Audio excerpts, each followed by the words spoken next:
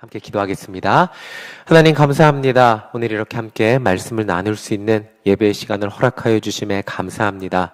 말씀 가운데 하나님의 말씀이 깨달아지고 우리 삶 가운데 하나님의 은혜가 가득한 예배의 시간 되게 하여 주시옵소서.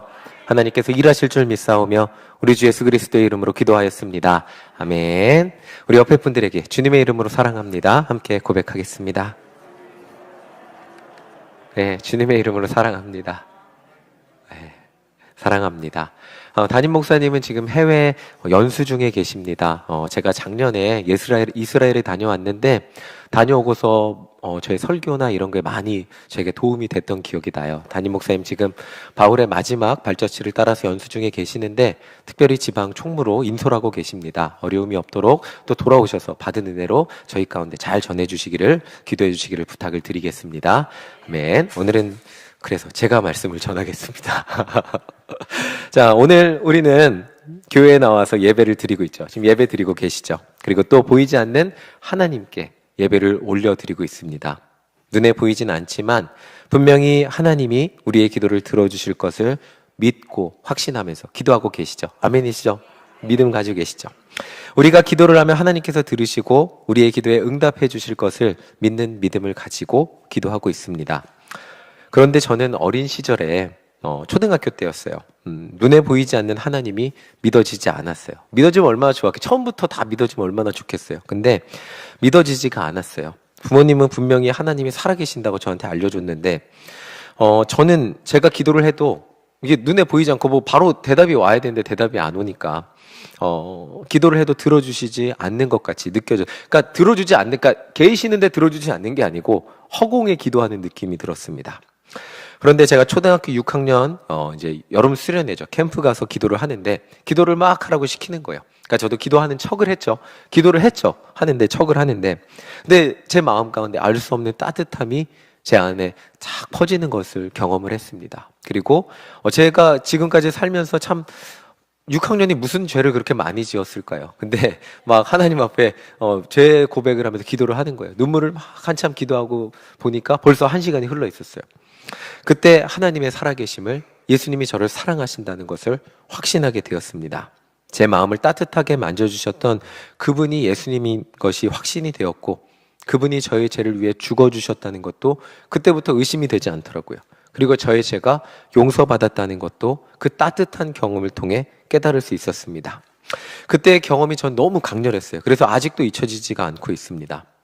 우리는 하나님을 믿으며 살아가고 있죠. 눈에 보이지 않는 하나님을 믿고 예수님을 구원자로 믿으며 살아가고 있습니다. 이것은 단순히 이성적이고 논리적이고 그리고 우리가 머리로만 이해할 수 있는 어떤 그 눈에 보이는 경험만을 말하며 살아가는 것, 그것 이상의 것을 말하고 있습니다. 우리는 신앙생활하며 내 이성으로 이해할 수 없는 일들을 경험하며 살아가죠. 조금 어려운 말로 하면 종교적 신비라고도 하고요. 때로는 영적 체험이라고도 합니다. 제가 큐티 학교 할 때 한 권사님이 이런 말씀을 하셨어요. 성가대, 오늘 찬양대 찬양 감사합니다. 참 저에게 힘이 되었는데 찬양대 찬양을 할 때 노래를 온몸에 전율이 오신다는 말씀을 하신 적이 있어요. 그래서 저는 찬양대를 거의 서본 적이 없으니까 이 경험은 모르는데 이 전율이 온다는 그런 표현을 들어본 적이 있어요. 근데 저는 이 경험이 단순히 최선을 다해 노래하는 것 이상, 어떤 노래 부르는 자의 희열 이상의 예배를 섬기는 자에게 주시는 하나님의 은혜라고 저는 표현을 하고 싶어요. 예, 아멘이죠. 예. 보통 저는 주일 예배의 설교자가 아니고 저는 보통 이렇게 뒤에서 돕는 자의 역할을 많이 하잖아요. 그때 보면 목사님 말씀을 들으며 눈물을 닦고 계시는 성도님들을 보게 돼요. 그리고 또 새벽 예배, 금요 예배 시간에 기도하면서 눈물을 흘리시는 분들을 보게 됩니다. 그러면 그분들이 원래 잘 우시는 분이라서 우시는 분들, 예배 시간에 눈물을 흘리실까요? 우리는 분명히 내 노력으로 예배를 드리고 기도를 하고 찬양을 하는 것 같지만 때로는 내 노력 이상으로 그분들이 원래 잘 눈물을 흘리는 분들에서 눈물을 흘리는 게 아니라 내 감정, 어떤 하나님이 나에게 부어주시는 은혜와 기쁨과 감격과 위로와 평안, 내 힘으로 내가 살아가면서 경험하기 어려운 그런 위로들을 이 예배의 자리에 경험하면서 눈물이 나기도 하고 평안이 찾아오기도 하고 기쁨이 찾아오기도 하고 감사가 우리에게 찾아오기도 합니다. 이게 우리가 예배 시간에 느끼는 기쁨과 감사와 은혜라는 것이에요. 오늘도 이 예배 시간에 하나님이 부어주시는 이런 은혜를 경험하는 우리 모두가 되시기를 소망합니다. 아멘. 예, 우리 모두에게 이런 은혜가 있을 거예요. 오늘 말씀을 보면 예수님은 제자들 중에 3명만 선택하셨어요. 베드로, 요한, 야고보. 요 3명만 데리고 기도하러 산에 올라가셨어요. 그리고 기도를 하시니까 예수님의 용모가 변화되셨대요. 제가 1부 때 정장을 입었는데 지금은 하얀 옷을 입으니까 조금 다르죠. 근데 이 정도가 아니고 얼굴에 광채가 났대요. 예수님께서 기도하실 때 모세와 엘리야도 나타났고, 그리고 예수님은 앞으로 기도하시면서 앞으로 가셔야 될 십자가의 길에 대해서 기도를 하셨어요. 얼마나 그 길이 보이시면 얼마나 간절히 기도가 되셨겠어요. 그런데 이 제자들의 모습을 한번 보겠습니다. 제자들은 어떤 모습을 하고 있어요? 이렇게 예수님이 간절히 기도하는데 광채가 났는데 제자들은 어떻게 하고 있었는지 함께 보겠습니다. 우리 32절이에요. 32절 우리 함께 읽어보겠습니다. 베드로와 및 함께 있는 자들이 깊이 졸다가 온전히 깨어나 예수의 영광과 및 함께 선 두 사람을 보더니, 예수님은 영광 중에 계시고 정말 그 십자가의 길을 위해서 간절히 기도하셨어요. 그런데 베드로와 요한은 어땠어요? 예수님의 간절한 기도와 함께 했을까요? 하지 못했을까요? 함께 하지 못했죠. 성경을 보면 깊이 졸다가라고 표현하고 있어요. 기도의 시간이 항상 은혜롭기만 한 것은 아니에요. 예배의 시간이 항상 은혜롭게 우리에게, 기도의 시간, 예배의 시간이 항상 우리에게 은혜로 다가오긴 하지만 피곤한 육신 앞에 장사 없다고 베드로와 제자들은 육신의 피곤함을 이기지 못하고 깊이 졸고 있었습니다. 근데 그렇게 우리도 예배 시간에 나와서 때로는 피곤해서 예배를 열심히 드리고 싶은 마음은 있지만 때로는 피곤해서 집중이 안 되는 날도 있고, 때로는 인생의 수많은 염려와 걱정들 때문에 이렇게 앞에서 설교를 지금 되게 잘 들어주시거든요.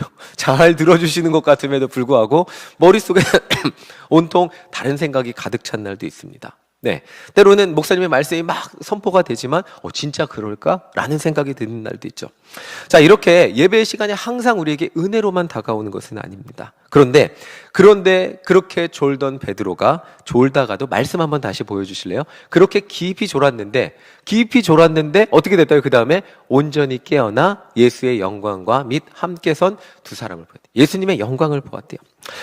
때로는 우리가 예배 시간에 나와서 졸리기도 하고 피곤하기도 하고 말씀이 들리지 않는 것 같은 날이 있는 것 같지만, 그럼에도 불구하고 우리가 이 예배 시간, 이 예배의 자리가 중요한 이유는 주님 앞에 나오기만 한다면 예배 가운데 부어주시는 하나님의 은혜를 분명히 경험하게 된다는 것입니다. 그게 한 시간 내내가 아닐 수도 있어요. 계속 이 베드로가 계속 졸다가 그 목사님의 한마디, 예수님이 여러분 함께 하십니다, 그 한마디에 아멘하고 그것이 나에게 믿음이 되는 순간이 있을 수 있다는 거죠. 분명히 지금 오늘 말씀에서는 베드로가 졸았지만 그럼에도 불구하고 온전히 깨어 예수님의 영광을 보았다고 말하고 있어요. 베드로는 이렇게 그 육신의 피곤함 가운데 제대로 기도하지 못했지만 예수님의 영광을 결국에는 보게 되었습니다. 그리고 이 예수님의 영광을 보니까 이 체험이 얼마나 좋았는지 이렇게 말을 하고 있습니다. 우리 33절 함께 읽어보겠습니다. 33절입니다. 두 사람이 떠날 때 베드로가 예수께 여짜오되, 주여, 우리가 여기 있는 것이 좋사오니 우리가 초막셋을 짓 때 하나는 주를 위하여, 하나는 모세를 위하여, 하나는 엘리야를 위하여 하사이다 하되 자기가 하는 말을 자기도 알지 못하더라. 베드로는 자기가 하는 말을 자기가 알지, 그냥 너무 좋으니까 그냥 초막을 짓자고, 자기가 하는 말을 자기가 알지도 못한 채 여기 그냥 초막 지어요 예수님, 이렇게 말했어요. 베드로는 예수님의 영적 신비, 어떤 이 종교적 그 뜨거움, 이런 영적 신비를 체험하면서 그 신비가 주는 체험 가운데, 그 신비 가운데 머물러 있고 싶어 했어요. 그런데 그 영적 신비는 오래 가지 않았어요. 우리는 막 그 종교적인 뜨거움, 그 기도가 주는 막 뜨거움, 은혜, 막 눈물의 은혜, 막 이런 것들이 영원히 거하고 싶고, 매번 기도할 때마다 경험하고 싶고, 매번 찬양할 때마다 경험하고 싶고, 매번 예배 드릴 때마다 이 모든 것들을 경험하고자 하지만, 그런데 그렇게 매번 경험이 되지는 않습니다. 이 베드로도 그렇게 영적 신비 가운데 거하고자 했지만 그 영적 신비가 오래 가지는 않았어요. 구름에서 소리가 나서 예수님이 나의 아들이라는 음성이 들리고는 제자들이 본 모든 신비스러움이 이내 사라졌어요. 자, 우리는 방금 말씀드렸지만 신앙생활하면서 영적 신비를 체험하며 신앙생활을 합니다. 그리고 우리가 소망하는 것이 있다면 매번 기도하는 그 순간이 영적 신비의 뜨거운 순간이 되기를 기도하며 신앙생활을 해요. 매번 예배드리고 기도할 때마다 하나님 오늘 예배도 뜨겁게 해주세요. 오늘 기도도 뜨겁게 해주세요. 그리고 하나님 만나게 해주시고 이전보다 더 큰 뜨거움이 우리에게 임하게 해주세요 라고 기도하는데, 현실적으로 우리가 예배를 드리면 그렇지 않다는 것 또한 경험합니다. 기도할 때마다 매번 눈물이 날 수 없고요, 예배 드리는 모든 날에 가슴이 뛰면서 하나님의 음성이 들리는 것 같은 경험을 매주 매 예배 매 시간 그렇게 경험하기는 쉽지 않다는 것을 경험하게 됩니다. 오히려 이런 영적 뜨거움과 하나님이 나를 사랑해 주시는 것 같은 강렬한 경험, 평소에 할 수 없었던 경험의 순간들은 너무나 찰나의 순간과도 같이 지나가게 됩니다. 그냥 지나가죠. 자, 고등학교 시절 제 친한 친구가 청소년 여름 캠프를 가면 막 진짜 열심히 기도해요. 목이 쉴 정도로 막 열심히 기도하고 방언도 하고 막, 그 친구는 진짜 눈물을 흘리면서 기도를 했어요. 그리고 그 친구가 저한테 결심을 얘기를 했어요. 나는 이제 매일매일 집에서 통성기도 할 거야. 그래서 그 친구가 통성기도를 했어요. 그래서 제가 주일날 만나서 야, 통성기도 했어? 물어봤어요. 그랬더니 통성기도 했대요. 통성기도를 쥐 아파트에서 쫙 이렇게 통성기도를 했어. 야, 그러니까 어땠어? 그랬더니 친구가 관리사무소에서 전화 왔어. 이렇게. 이게 실제로 제 친구가 해준 얘기예요. 하면 와, 하나님이 나를 뜨겁게 해주셔야 되는데. 그리고 그 친구 막 예배에 대한 열정이 엄청났는데, 그 수련회 장소에서는 눈물을 흘리며 밤새 소리를 지르며 기도했는데, 우리 저희 청소년부 예배로 돌아와서는 그 뜨거움을 다시 느끼지 못하니까 너무나 아쉬워했던 그런 기억이 나요. 자, 이 영적인 뜨거움이 매주, 그 수련의 장소 같은 영적인 뜨거움이 매주 교회에서 경험이 되면 너무너무 좋겠지만 그렇게 되지 않는다는 것을 우리는 알고 있습니다. 베드로도 변화되신 예수님, 그리고 예수님과 함께 하셨던 모세와 엘리야, 바랐던 그 영적인 뜨거움과 신비로운 체험이 계속 되었으면 좋겠다는 생각을 했습니다. 그런데 그 체험은 길게 가지도 않았고, 예수님은 그 산에 계속 계시면서 제자들을 함께 기도를 가르치고 기도원처럼 기도하고 매번 그냥 365일 우리 영적인 전사가 되어서 기도만 하자 이렇게 하지도 않으셨어요. 어떤 영적인 신비에 대해서만 가르치지 않으시고 제자들을 데리고 산 밑으로 내려오셨습니다. 오늘 말씀의 핵심은 이 산 밑에 있어요. 사실 이 산에서 경험한 영적인 뜨거움보다 어떤 산 밑에서 경험한 제자들의 모습이 정말 오늘 말씀의 가장 중요한 말씀입니다. 그리고 이 산 밑에서 예수님은 한 사람을 만나요.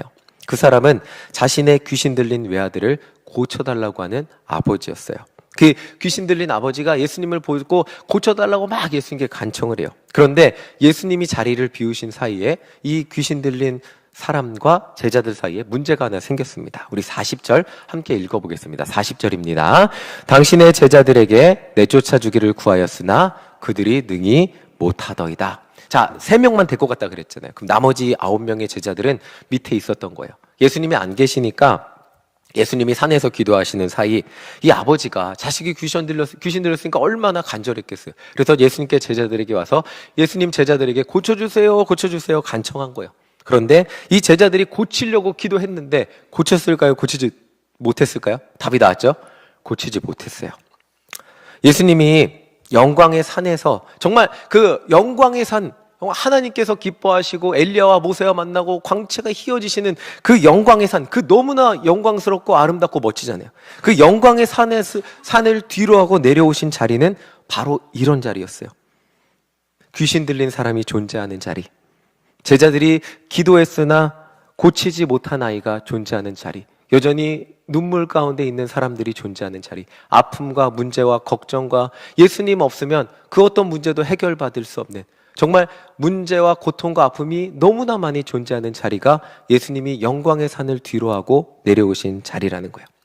오늘 우리의 상황으로 변화시켜서 말씀드리자면, 우리는 열심히 기도합니다.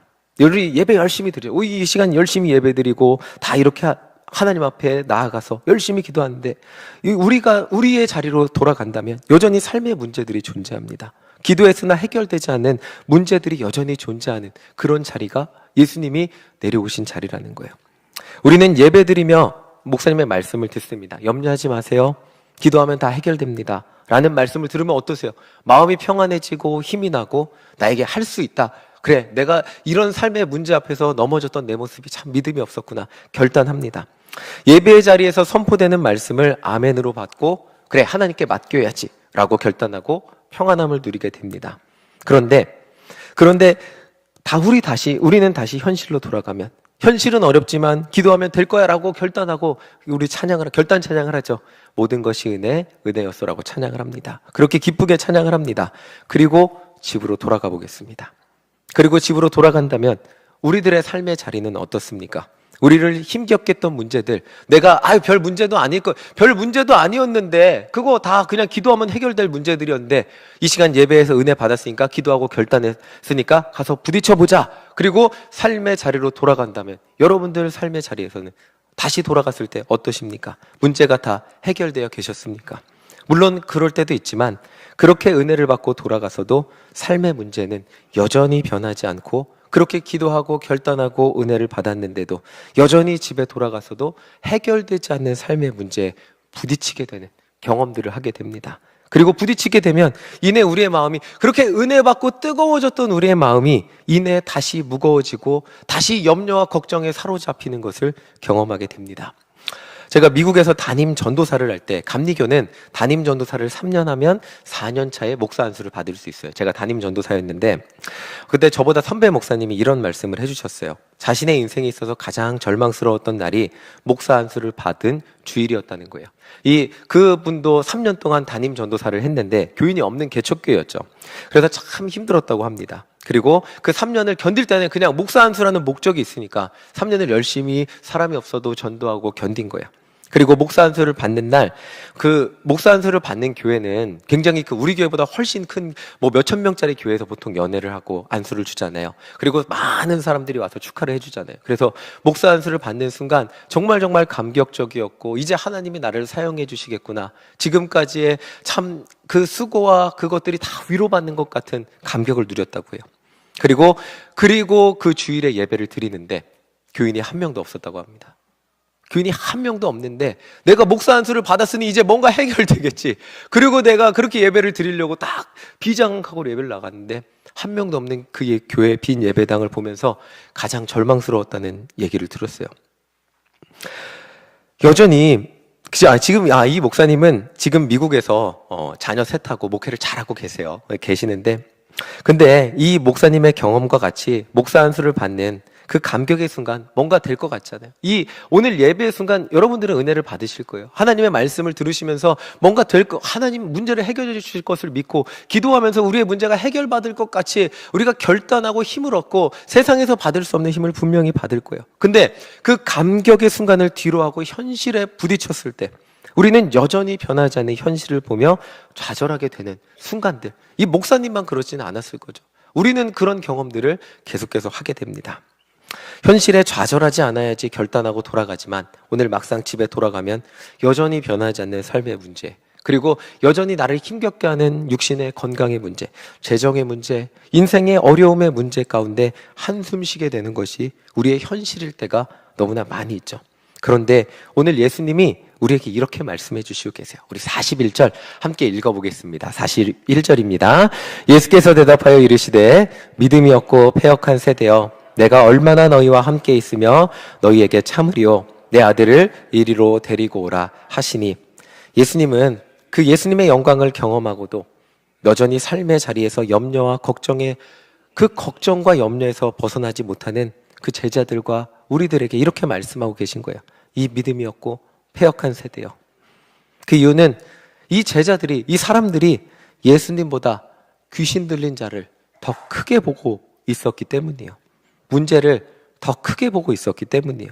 제자들이 고치려고 했는데 고치지 못했던 것만 크게 보였던 거예요.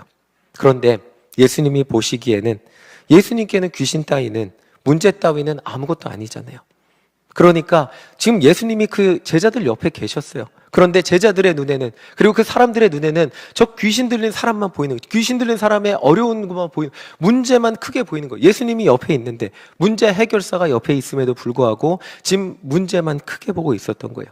그러니까 예수님이 믿음이 없고 패역한 세대여, 내가 너희와 함께하고 있는데 대체 무엇을 두려워하고 있느냐?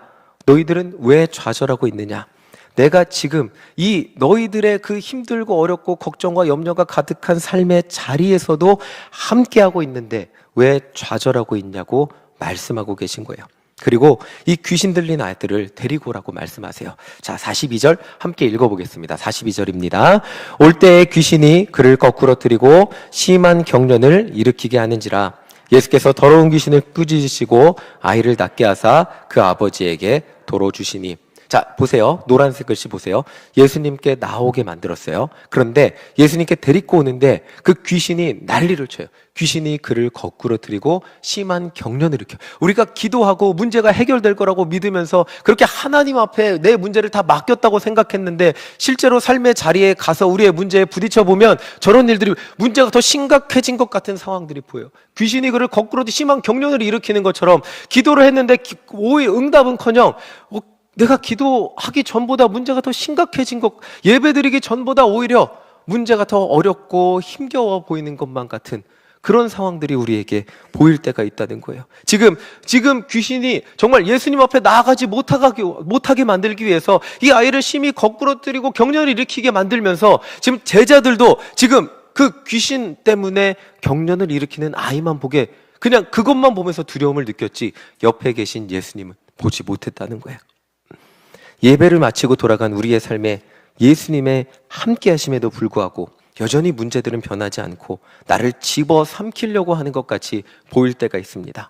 하나도 변하지 않고 문제와 어려움은 더 커진 것 같이 나를 집어삼키려고 인생의 파도는 더 커져 보이는 것 같은 순간들이 분명히 존재합니다. 그런데 예수님이 우리 옆에 존재하고 있어요. 그리고 문제가 이렇게 아무리 커도 예수님이 내 옆에 있건데 이거는 옆에 계신 예수님은 보지 못하고 이렇게 커버린 문제만 보면서 우리는 두려움을 느끼고 그렇게 기도하고 예배 드리고 왔는데 그렇게 예수님을 만나고 돌아왔는데 옆에 계신 예수님은 보이지 않고 나를 힘겹게 하는 문제들만 더 크게 보고 있는 것이 우리의 믿음일 때가 많다는 거예요. 그런데 그렇게 발악하는 귀신도 예수님께는 아무런 문제가 되지 않으셨어요. 말씀 한번 다시 보여주실래요? 말씀 다시 보여주시면 뭐라고요? 예수께서 더러운 귀신을 그냥 꾸짖으셨어요. 그냥 꾸짖으셨어요. 1시간 기도를 하신 것도 아니고 2박 3일 기도하신 것도 아니고 그냥 꾸짖으시고 아이를 그냥 너무나 간단하게 낫게 하셔서 아버지에게 돌아가게 해주셨어요. 문제는 우리의 연약한 믿음입니다. 내 옆에 계신 예수님보다 나를 힘겹게 하는 문제를 더 크게 보았을 때 우리는 두려움을 느끼게 됩니다. 그러나 우리의 믿음이 연약했을 뿐이지 나와 함께 하시는 예수님은 계속 나와 함께 하셨고 그분이 볼 때는 이렇게 커다란 우리가 이렇게 크게 보이는 문제도 그렇게 크게 보이지 않으시고 전혀 문제가 되지 않게 여기시는 분이 우리 옆에 계시는 예수님이셨다는 거예요. 결국 예수님과 함께하는 우리 삶에 남는 것은 하나님의 영광이었다는 것을 기억하시기 바랍니다. 자, 우리 43절 함께 보겠습니다. 43절 함께 읽어보겠습니다. 사람들이 다 하나님의 위엄에 놀라니라. 그들이 다 행하시는 모든 일을 놀랍게 여길새 예수께서 제자들에게 이르시되 뭐라고요? 결국 귀신이 남았어요? 하나님의 영광이 남았어요? 결론적으로 하나님의 영광이 남았어요. 우리 삶에 수없이 우리를 괴롭히는 것 같고 문제들이 있고 그 문제들이 나를 잡아먹을 것 같고 그렇게 오늘도 기도하고 집에 돌아갔는데 그것들이 해결되지 않은 것 같이 일시적으로 보일 수 있지만 결국 우리의 삶, 예배자인 우리들 삶에 남는 것은 뭐라고요? 문제와 걱정과 염려의 결론이 아니라 하나님의 영광이라는 것이요. 이것이 오늘 말씀이 우리에게 약속해 주시고 계시는 거예요. 우리의 삶의 자리에는 하나님의 영광만이 남게 될 것이라는 것입니다. 아멘이시죠? 오늘 이 예배의 자리에서 하나님의 은혜를 듬뿍 마음껏 받으시는 우리 모두가 되시기를 간절히 소망합니다. 그리고 우리 주님이 주시는 강하고 담대함을 가지고 여러분들, 여전히 문제가 존재하는 여러분들의 삶의 자리로 주님과 함께 돌아가시기를 소망합니다. 그곳에서는 분명히 여러분들을 넘어뜨리려고 기다리는 인생의 두려움이 존재할지 몰라요. 그런데 그 두려움을 보지 마시고 그 자리에서도 내 옆에서 나를 붙들어 주시는 예수님을 바라보시고 예수님의 손을 붙드시기를 소망합니다. 나는 여전히 연약하여 단 하나의 귀신도 내 힘으로 우리의 힘으로 어떻게 귀신을 쫓아요. 그런데 우리가 예수의 이름으로 나아갈 때, 예수의 이름으로 명하노니 나아가라 할 때 그것들이 이루어질 것을 믿으며 정말 예수님 붙들고 나아가는 우리 모두가 되시기를 간절히 소망합니다. 우리는 인생의 문제 앞에 두려움을 느끼며 걱정과 염려를 떨쳐낼 수 없지만 예수님은, 우리가 믿는 예수님은 우리의 인생의 문제보다 크신 분이십니다. 그리고 그분이 영광의 산, 이 영광의 예배당에만 계신 것이 아니라 여러분들이 돌아가셔서 문제와 함께 해야 되는 그 삶의 자리 가운데도 예수님이 함께 내려가신다는 것입니다. 그리고 그것들을 믿으며 그분께는 여러분들의 인생의 문제가 되지 않음을 기억하며 담대히, 그리고 감사함으로 예수님과 손잡고 나아가는 우리 모두가 되시기를 소망합니다. 마가복음에 보면 똑같은 말씀이 나와요. 평행본문이라 그러죠.